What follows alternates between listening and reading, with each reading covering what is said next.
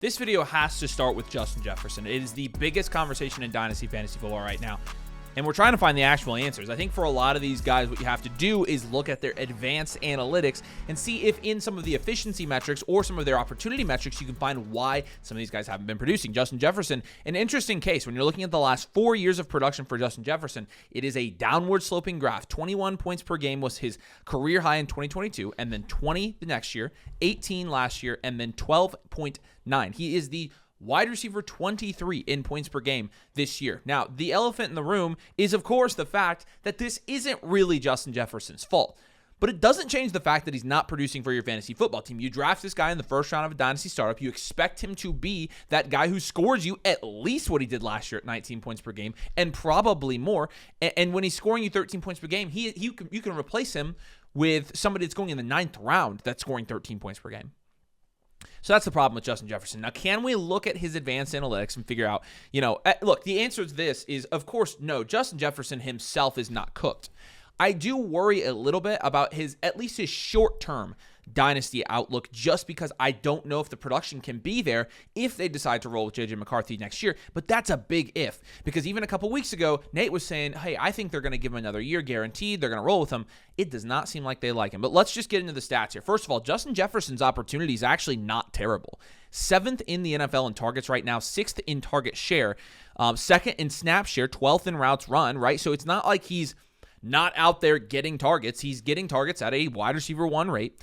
The problem, of course, I think you can pick out one metric here and say this is the problem for Justin Jefferson, and it tells the entire story. His catchable target rate is 65%. That is 66th among wide receivers in the NFL in catchable target rate. And that's what happens when your quarterbacks are Carson Wentz, J.J. McCarthy, and Max Brosmer. That's what happens.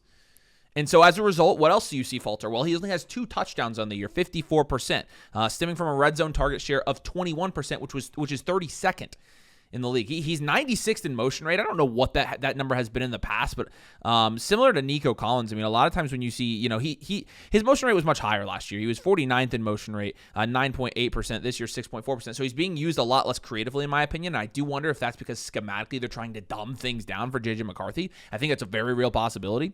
But you're looking at his efficiency metrics, and they're really not bad because the dude still is 9th in receptions and 10th in receiving yards. He is 3rd in unrealized air yards, 710 unrealized air yards. That's 6.8 per target. He's still 9th in yak. So, you're still seeing these metrics that he should be good at. He's still good at this stuff. The actual efficiency metrics in terms of, yards per route run, which we look at a lot, he's 23rd. So that's obviously not great. But again, I think a lot of that is the catchable target rate, right? Yards per team pass attempt, he's 10th in the league. So I think you're seeing he's still there. Justin Jefferson's still there. They're still good in him. It's just a matter of, can we get a quarterback that is actually going to bring out the good in him? Because I thought this guy was quarterback proof. And I think, everybody's seen the metric about J.J. McCarthy. We're going to talk about him in this video as well, but it'll be a very short conversation, to be honest with you. The dude is cheeks. There is no way around it. And if you watch him as a quarterback, as many people do on our live streams, and look at that and say he's actually good, I don't know what to tell you. He is bad. He's so bad. He's incredibly bad. He's not good. We can't keep lying to ourselves about J.J. McCarthy. And this proves it. If Justin Jefferson scoring 13 points a game at 26 years old, a sight I literally never thought I'd see, doesn't prove that, I don't know what does. But again, with Jefferson, what do you do with him? Because, as contenders, I've told contenders to pivot off of Justin Jefferson. The thing is this, the most important thing with Jefferson is you cannot sell him low. And I think right now, you almost have to sell him low at this point, which is why you can't sell him at all. Most of your trade deadlines have passed. If you have Justin Jefferson, you're probably sticking with him anyways. But we said, hey, on the live stream, even last night, we're like, hey, see if you can't get Rice plus for Jefferson. Well, somebody commented and was like, that ship's already sailed. If that's true, I'm past the point of selling this guy. Yeah. Because in the event, I think there is a better chance than not that Jefferson actually gets a new quarterback next year. They are not going to waste this guy's career with J.J. McCarthy. There's no way they do. So to piggyback off of that, this is kind of something, when we had this discussion a couple of weeks ago, I'll be totally honest, I didn't think that the Vikings were going to even sniff the idea of potentially losing out the rest of the season. There's a more likely than not chance that they're going to have at least a top 10 pick at this point. If the NFL draft were to be decided today, with the current draft order and their records, Minnesota already has the 11th overall pick. Teams that are in front of Minnesota right now, Cincinnati, they will be behind Minnesota when it's all said and done. The LA Rams, who have the Falcons pick, so they'll still be in there, but they're not drafting a quarterback. Arizona will probably be up there still. Washington, I would assume, gets a couple of wins with Daniels coming back. And then you have the Jets, Cleveland, and Vegas, who are all in contention to get a QB, and the Saints. And then the top 2 picks, the teams that are looking to probably have the top 2 picks in the NFL draft, are the Titans and the Giants, who both have their franchise quarterbacks, at least for the next couple of years. They're going to give them enough chances, Dart and Ward, to be their long-term options. They're not drafting another guy this year. Right. So number 1, there's a chance that there are a couple of teams that look to trade up to 1 or 2.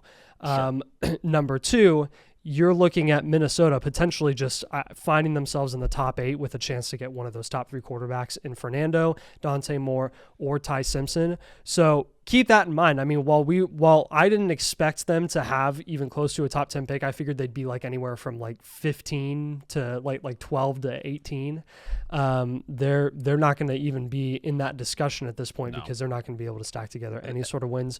I will say though, I'm with you. Like, this is even more than someone like Garrett Wilson, who everyone's given the benefit of the doubt to for so long.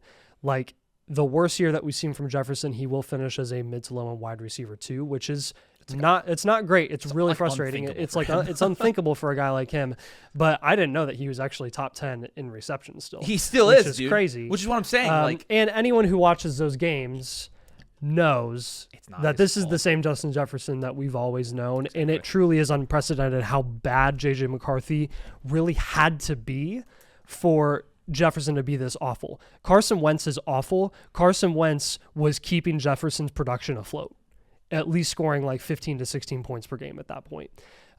So I don't think this is a type of discussion like we're going to have with our next guy here in BTJ, who I think has, from a talent perspective this season, I think he's taken a step back. I don't think he has been nearly as efficient as a route runner. I don't think he's been nearly as reliable in terms of being, just a catcher of the football, which is kind of his job as a wide receiver. The amount of drops that he's had this season, not just crucial drops, but like fantasy killing drops, that are 100% on him. Like, again, you can blame this on Shane Waldron if you want to, as a passing game coordinator who's not calling plays in that offense. It's Liam Cohen.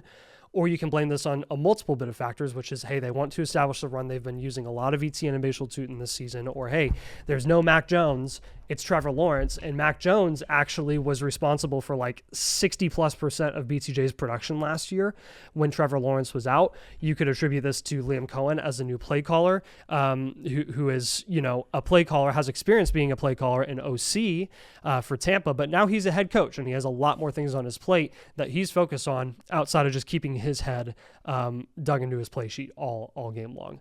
I don't think that there is any one specific thing, one specific situation or metric that you can point to BTJ just significantly faltering this season. But I will say this. There were warning signs last year based off of BTJ's production and where it was coming from for potential regression to come. 133 targets last year. Again, number one, the biggest thing in my opinion was that his consistent elite level production did come at the end of the year, which we do tend to see with some of these rookies, but it did come when Mac Jones was playing and they were down by 20 points most of those games, and they were just slinging the crap out of the ball in the second half every single one of those matchups. Now they're an 8-4 team where they actually establish leads early and they maintain those leads by running the ball, and they don't really take shots downfield with a guy like BTJ who does have that explosive upside. 14 yards per catch last season for BTJ, 14.7. He actually still has 14 yards per catch this season.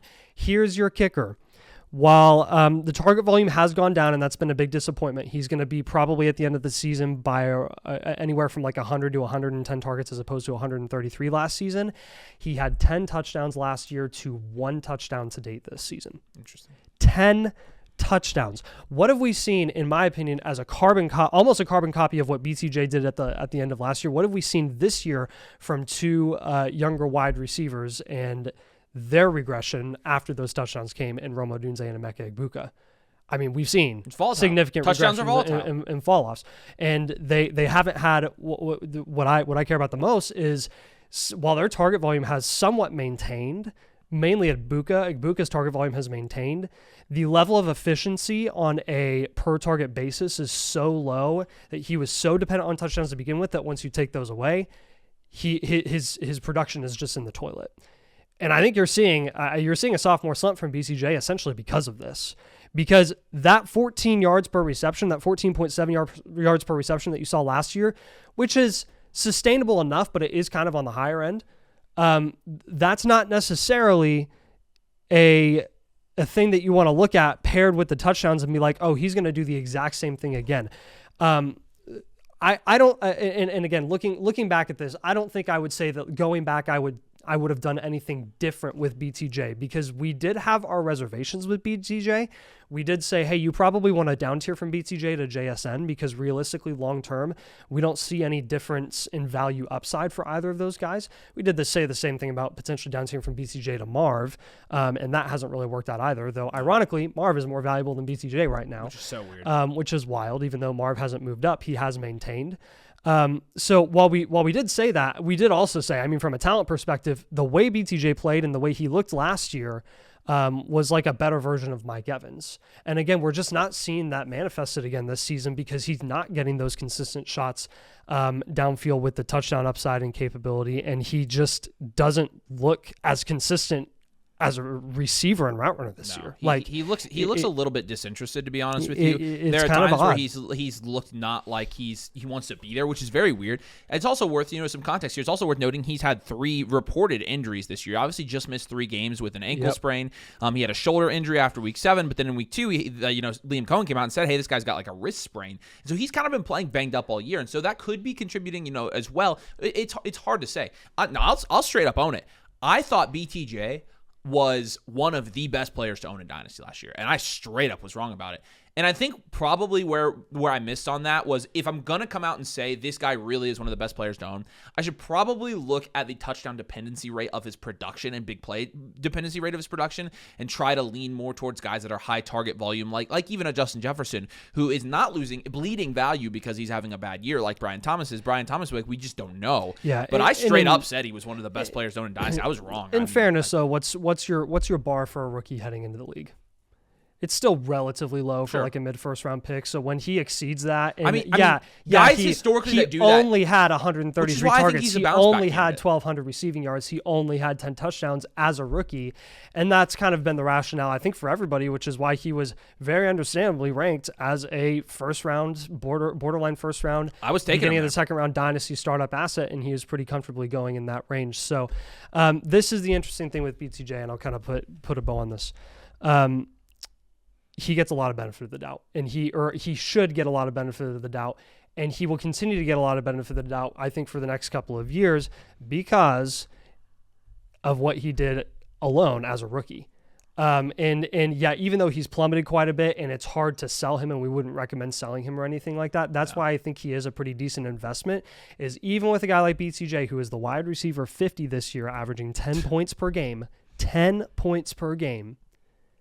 you still see his value kind of bottom out, and it just gets to a point where there's a floor and he can't fall any further. 4th round. Because what happens at that range where BTJ is currently being priced, there's that massive wide receiver drop off. He's not going past that. Where he can't go. He's incapable of going past that point. So I would say soft buy at this price point, because I do think he's reached his value floor at this point. But I will add, hindsight is 2020. And if you can get Travis Hunter at a cheaper price than BTJ and invest in Travis Hunter instead, I don't necessarily blame you. Yeah, Nate's big on that one. And I kind of agree. I think Brian Thomas is not a guy you sell right now. I genuinely think this guy bounces back. I do. I think he's going to bounce back. So to me, he's a good investment. The one thing about, I said, he's one of the best players to own. Ended up being probably wrong because he ended up dropping a couple rounds. But the fact of the matter is, as much Brian Thomas as I owned in Dynasty, I'm not like hurting so bad, because a young wide, the thing about telling people to buy into young wide receiver talent in Dynasty is they can only drop so far, and their value is so insulated that it's not like he went from the 1st round to the 9th. That's not an Anthony Richardson type drop here we're talking about. And I think he does it again. I think people are overreacting a little bit about BTJ, and the narratives are a little bit interesting as well. So I do want to take this opportunity to say go Hoosiers and beat Ohio State. We are going to be at the game, and I extremely want to win, and I want to push my agenda on you. IU is going to win. And if they don't win, don't come back here and rub it in because I'm going to be pissed. We're still getting a first round bye. Absolutely. Yeah, it doesn't matter. Regardless. Right? The game doesn't matter. It doesn't matter anyways. But if we win, it totally matters. It totally matters. If you do want to come join the community, we're going to have leagues for you opening up to where you can play and make trades like this. You're going to have access to our bakery. You're going to have access to our rookie draft guide, etc. All of our Discord. You get free blueprint, all the stuff from Nathan and I. You can come join the best Dynasty community in the world at flockfantasy.com/domain. Use code domain when you sign up, and you'll get the free blueprint. You can get in a league with us, etc. So go check that out. Dynasty season's coming, boys. It's coming. Let's talk about Rome. Rome quickly. I mentioned this in the live stream last night. Rome Odunze quickly went from a guy who was like, oh, look, Domain looks smart, actually, because they said Rome Odunze was one of the best players known in Dynasty. He was on the thumbnail. To, oh, no, Rome Odunze might suck, actually. The Domain boys look like idiots again. Yeah. It just did. And this is what's interesting about Rome. And obviously, the Dynamite, first 4 weeks, he was a wide receiver 1. Most people thought of him as a wide receiver 1. He's 23 and a half years old. I still really like Rome Odunze, the talent. I still really like him as a wide receiver. And what's funny is you had the DJ Moore kind of fall off. And we're like, oh, well, Rome's going to be, a 15-point per game guy at least. No, he's not. He's a 12-point per game guy. And 8 to 12 points per game is still a jump from his, freshman to sophomore year in the NFL. And we have seen more receivers recently having 3-year breakouts, or 4-year breakouts even. See George Pickens, but 3-year breakouts as well.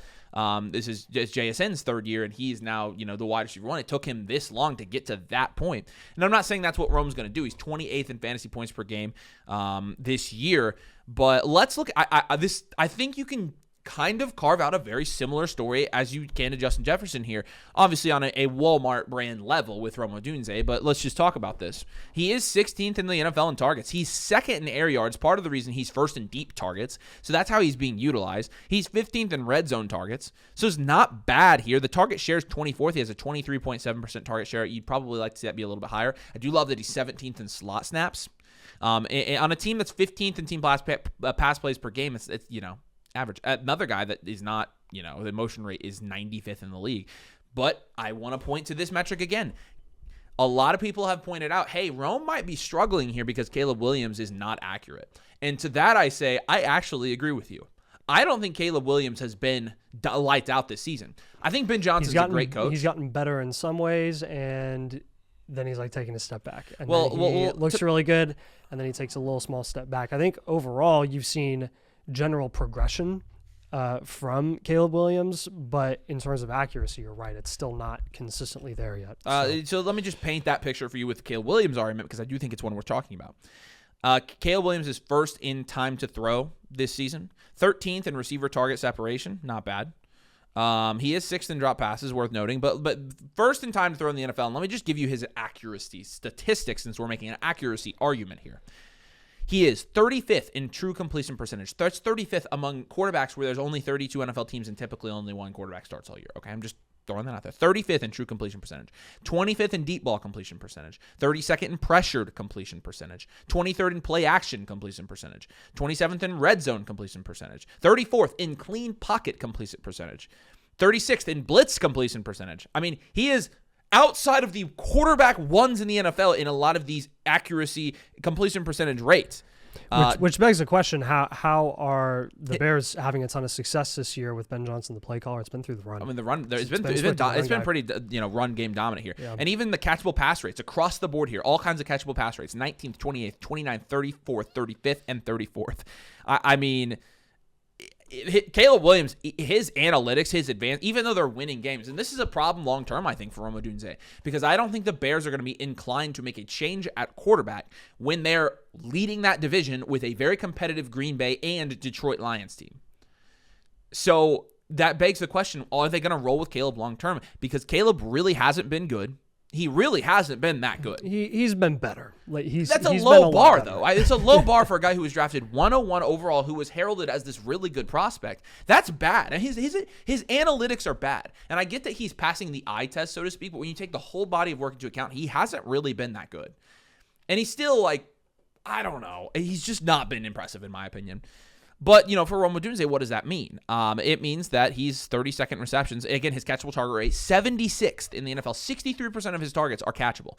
And some of that has to do with the type of targets he's getting, the longer targets. But I think a lot of it also has to do with the fact that Caleb is not throwing him good targets. Rome Odunze is second in unrealized air yards this year. You saw Justin Jefferson third. Rome Odunze is second. Total touchdowns, 8th in the league. It's propping up his production right now. His touchdowns, 6 touchdowns, still at 12 points per game, propping up his production. That's not a good sign.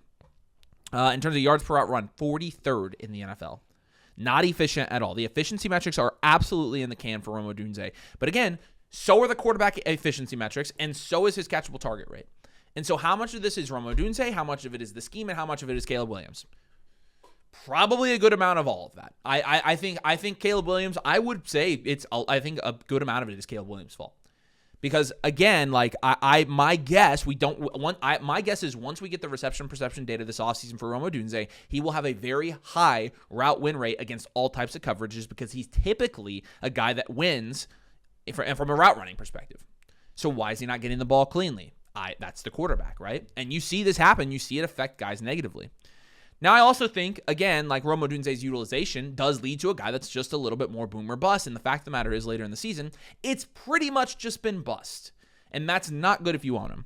In terms of what his value is doing right now in Dynasty, he really rose up, and then he's slowly been trickling back down. Marv, and Brian Thomas Jr. are back-to-back at wide receiver 16 through 18. Lots of uncertainty with those three guys right now. So I have a question here. With Rome and where his current price is, Rome is just, he's fallen right back down, almost close to where he was priced before the season started. After that big spike, and now he's just slowly falling down, keeps falling. Why does that happen to Rome and that's not happened to Igbokwe? Because realistically, let's just look at this. Rome Odunze is averaging 12 points per game. I think Igbokwe is averaging 14. But when you're looking over the last couple, the last 7 weeks, I think. Let's just put these guys in the comparison tool. We'll throw this on the screen. But Rome Odunze, and I get that Igbokwe was better than Rome was early in the season. And the one thing I will say is his target volume is much better. I do think that the target volume there is much better. But what is it? Week 13. Let's go back to week 6. Okay. And let's look at these guys and let's compare them. 8.3 points per game for Rome Odunze, 9.7 points per game for Emeka Egbuka. Okay, Emeka Egbuka, the one thing is he is getting 2 more targets per game, which is a big deal. His target share is about 6% higher. So that part I agree with. He's higher in receptions, receiving yards, receiving touchdowns. Rome is higher in yards per target and yards per route run, so he's more efficient. Emeka Egbuka in routes. So Egbuka has been marginally better than Rome Odunze, but at the same time, why is there a 2-round gap between them? Rome has fallen and Emeka hasn't. Yeah. And I do think that's a great question. I do think it's a great question, and I do understand that Emeka Egbuka is on a situation where Baker Mayfield is a better quarterback, and he does have a very clear path to be a very target-heavy guy in that offense for the next couple of years. That would probably be my answer. But at the same time, part of it is that Emeka Egbuka is just a sexier name than Rome Odunze right now in Dynasty. And there is always part of that when people, dial in their values. Yep. Regardless with Rome, I think at the end of the day, this offseason, I'll be fine investing in Rome Odunze at his current price. And I don't think he's cooked. I think again, I don't have all of his advanced route running metrics, but I think with the way the NFL has been this year especially, I think it should be one indication of many that we also need to be a little bit patient with some of these guys that have, regardless of the levels of improvement that you're expecting, if they're showing any sort of incremental good improvement year over year, especially in their early seasons, that's probably good enough for me when you're in a good enough situation where Ben Johnson is calling plays. I agree. And that's the thing with Caleb Williams is has he been flawless this year? No. Has he been Drake May MVP level? Absolutely not. There have been plenty of guys that have plenty of flaws every single year that are on successful teams. The same thing with Bo Nix. You've seen guys like Justin Herbert, who in a better situation takes a huge step forward and looks phenomenal. In the last month, he has not looked very good. And that's just the reality with a lot of these guys is you kind of have to be patient. And with the young guys especially, I have almost even more leeway with them when they're not historically awful like J.J. McCarthy. But next guy that we've got here is going to be Saquon Barkley. This is an older vet. We've been talking about a lot of higher end wide receiver youngsters here. Let's talk about Saquon now, who had a lot of contention relevance for a lot of high end contending teams this season in dynasty leagues. I mean, people who went the contending strategy route in their dynasty startups heading into 2025 probably invested in Saquon in the third round, and that has in no way paid off at all. In fact, it's absolutely screwed you. In fact, there are probably a good number of teams that drafted as contenders, heavily invested in Saquon, and might not even be making the playoffs because of Saquon. This is a significant concern, and this is what we're talking about, because number one, I don't think it's a question. Is Saquon Barkley's fall merited? 100% it is. Saquon Barkley, where he's currently being priced at the moment, is value equivalent to guys like Chris Olave and Brian Thomas, who we just talked about. Right there by Kyron, right there by Brees, right there by some of your like high-end mainstays like T. Higgins, and Jalen Waddle, Devonta Smith. And I'll be totally honest with you guys, I think this is exactly where Saquon Barkley belongs.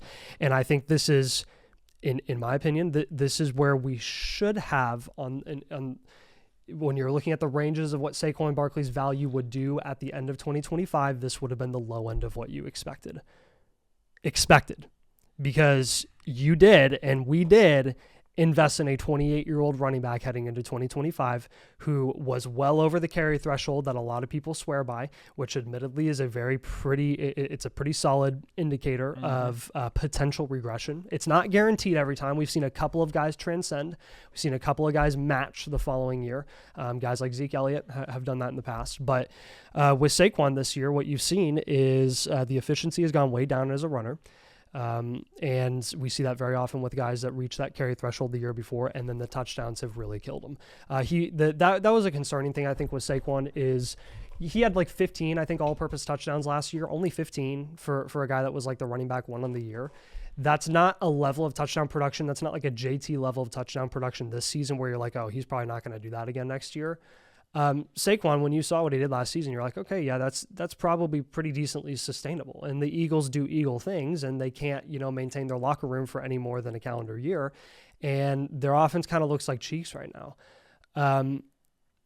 I will say with Saquon Barkley, I think that there was definitely a good argument to be had to just invest in CMC at a fraction of the price that Saquon was going for heading into 2025, when now Saquon and CMC are essentially valued right by each other, and they will be in the offseason. Do I think that you should be staying away from Saquon Barkley this offseason when it comes to his potential outlook for 2026 as a result of this massive regression in 2025?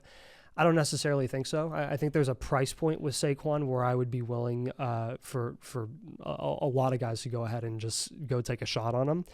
I don't even think that he's reached his value floor necessarily. Where he's currently being priced around Olave, BTJ, and T. Higgins, I could easily see every single one of those guys, even Jalen Waddle, Devonta Smith, Travis Hunter, all being ranked well over Saquon. I mean, don't be shocked if Saquon gets down to like the Jamison Williams and A.J. Brown price range. Just get ready for it. I mean, this dude is almost 29 years old. It'll happen in January. He'll be 29 in the new year, or close to the new year. Well, into January, late February, that's when his value is going to bottom out. And just full transparency and spoiler alert, I guess. That's when you'll want to buy. We're going to tell you to buy him. We're going to have a buys video for you the first day that you can trade again. And Saquon's he's going to be on the video. Yeah. And I think a lot of it is,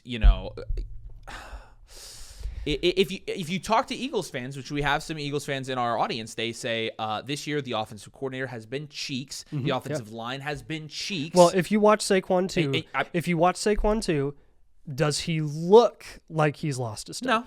No. I don't think he does. I don't think he looks any different. I honestly think it's very Derrick Henry-esque, where that offense has just gotten so much worse from last year to this year that you're like, I mean, these just aren't game scripts for this guy. But even more to Saquon, I mean, their offensive line has been banged up. You've got way more tush pushes this year than I feel like we've ever seen, because that's the only thing that works for that offense right now, and that's going to be banned in the offseason for sure this year.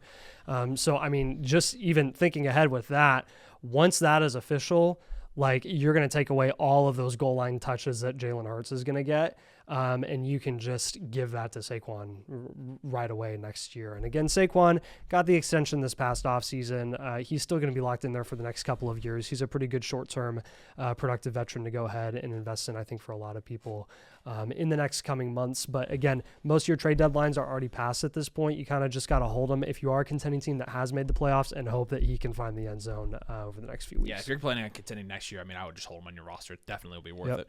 All right, let's talk about Kyler. I was right about Kyler. You got to admit I was right about Kyler. Yeah. I was right about Kyler. I freaking knew he sucked, dude. And I used to be a Kyler Murray truther. Like, back in the day, I was a huge Kyler truther. Like, 2022, 2023, I was big. Do you think he'd be this bad? I don't know. You go back and watch some of the videos. I was saying, like, I think Kyler's pretty bad, dude. And, you know, at the point where you get benched for Jacoby Brissett and Brissett comes in and he looks much better in that offense, tells you all you need to know. I don't think Gannon, I don't think the offensive staff there is free of blame here either. I think they'll be gone. I think they will be gone, and I also think they haven't really done a good job of fitting that offense to Kyler's strengths. But Kyler's been bad. This one's going to be a very easy one. This is look, Kyler's going to be a starter somewhere next year. And so his value right now in Dynasty Fantasy Football, look, is he cooked? I don't know. I think within the right situation, like imagine Kyler and the Vikings. I know. So like I think in the right situation, you could potentially have Kyler like make kind of a career comeback. I think he's serviceable, and I think he's got enough rushing upside still to where he could be a good fantasy quarterback. In terms of where he's valued right now, though, I mean, he is the quarterback 25 on Keep Trade Cut. He's valued in the like 8th, 9th round. And just being honest, I mean, he's valued next to J.J. McCarthy, in between J.J. McCarthy and Michael Penix. See ya, because I know that Kyler Murray is going to be a starter, and his value will go back up at some point. And so, is Kyler cooked? I don't know. He could be cooked. I don't think we were going to ever find out if he's truly cooked in this situation. I think we'll find out next year, but it doesn't necessarily matter yet. We can have this cooked discussion next year, and in the meantime, we can invest in Kyler, and then if you don't believe in him, you can sell him after his value goes back up. That's really what this is the market play with Kyler. And so I don't really care if Kyler's cooked. I more so care that you make sure that you have him if you're a reloading team or rebuilding team so that you can sell him next season when he's starting somewhere and actually scoring a decent amount of fantasy points. And then whoever holds him will be able to find out if he's cooked. Do I think that Kyler Murray is a long-term starter in the NFL? Probably not. But I think Kyler has a ton of upside. There was a reason I was really in on Kyler because I think that for a couple of years there, Kyler played really well. Yeah, and that was also when they had some of the best surrounding cast around him, and some of the better play calling in the early years of Kingsbury. Some of that play calling was pretty good, and then it kind of faltered. At the end of the year they had D-Hop and Christian Kirk, like they were pretty. It was Zach Ertz. They were pretty solid. Yeah, it was awesome. It was a really fun offense to watch. One of the more fun offenses to watch. That's pre-injury too, worth noting. Like pre-ACL. Yeah, but even when you watch Kyler move, he still does have that mobility. He still is quick. He can still extend plays, etc. But I will say, for the money that they paid him like a guy that you would just put the team on his back and he would carry you. And he's just not that type of player. He's not great. He's okay. And I think similar to a guy like Jalen Hurts, where if you put him in a situation where they can kind of hold his hand a little bit and he can operate within the structure of an offense. I mean, if Daniel Jones can do it, Kyler can, in my opinion. That's all I'm going to say. No, I agree with you. If Daniel Jones and Darnold can figure it out, Kyler absolutely can, because his shortcomings and his faults are way less concerning, and there are way less red flags there, in my opinion, than what we saw with Darnold and Jones in better situations. So I personally think he'll figure it out. I just don't think it's going to be in Arizona. So fingers crossed. Hopefully he goes somewhere else next offseason. Yeah. Real quick, Xavier Worthy. I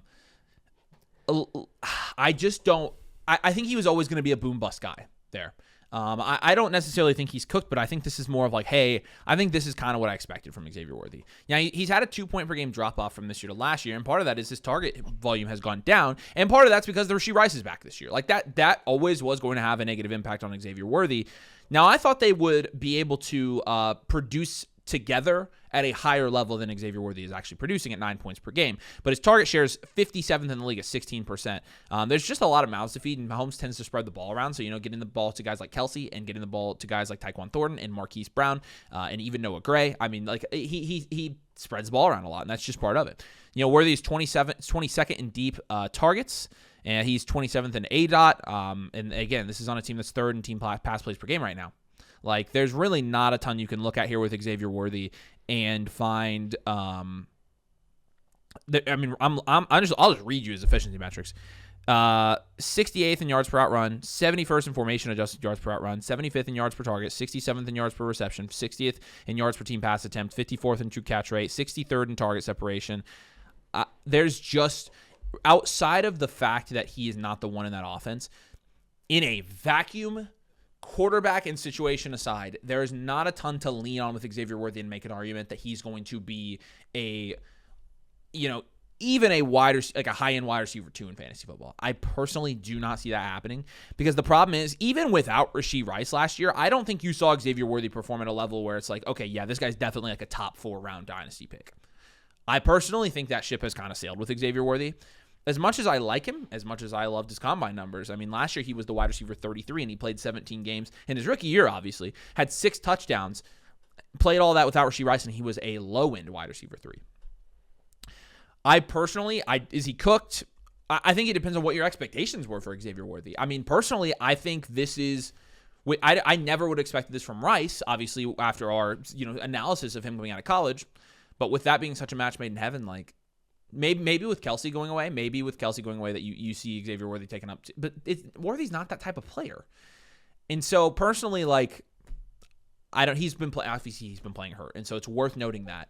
But again, I just not sure I see it with Xavier Worthy. I personally won't be owning him in Dynasty. I don't know if you have an Xavier Worthy. If you are, it's just a personal thing. I don't think he's cooked, but like I just am not going to own him. I just don't really feel comfortable. I think there are a lot of guys with a lot of upside in that range that I'd rather have. So yeah, I have a couple of Worthies, and I'm trying to move off of him right now. I just think that his value ceiling is pretty capped. At this point, we know what his role is in that offense, and it's Jameson Williams-esque, but he doesn't have the size, and he's not as consistent. And you've seen what J-Mo's value does just from a fluctuation perspective every single year. I don't trust Worthy. I don't trust him long term.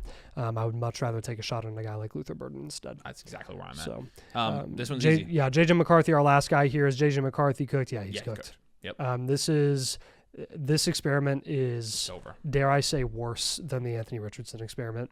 It's at that level. He's a worse passer. And the last time, that's insane. And people say, "Oh, the hate is so forced." I do not hate J.J. McCarthy. If J.J. McCarthy did well, I think it would be awesome. I think it'd be fun because then you'd lock in a young quarterback with Justin Jefferson and Jordan. Addison. That's everybody's dream for the Vikings. Like I want them to have that young quarterback that's dynamite. I wish J.J. McCarthy was really good this year because then I wouldn't have been forced to trade him. I have nothing against Michigan. I have nothing against J.J. I have nothing against the Vikings. None of that. I don't mind the Vikings at all.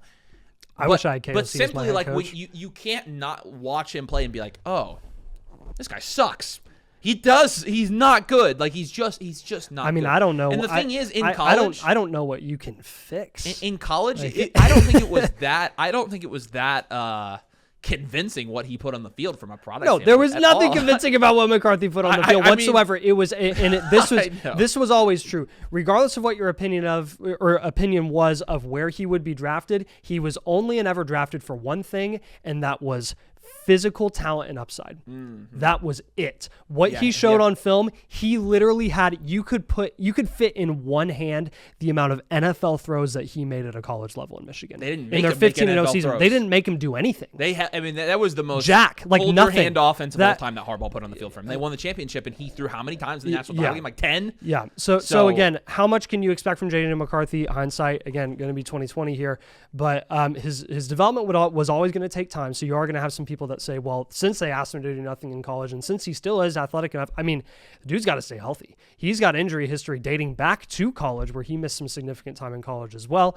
And he's already been injured on 3 separate occasions where he has missed time this season. But that doesn't even matter. So the Vikings don't want to develop. They don't want to. They don't care to develop. They saw Carson Wentz to play through an injury. Carson Wentz was on the field with half a shoulder remaining, and they were like, McCarthy on the field. Well, I mean, it's still attached, right?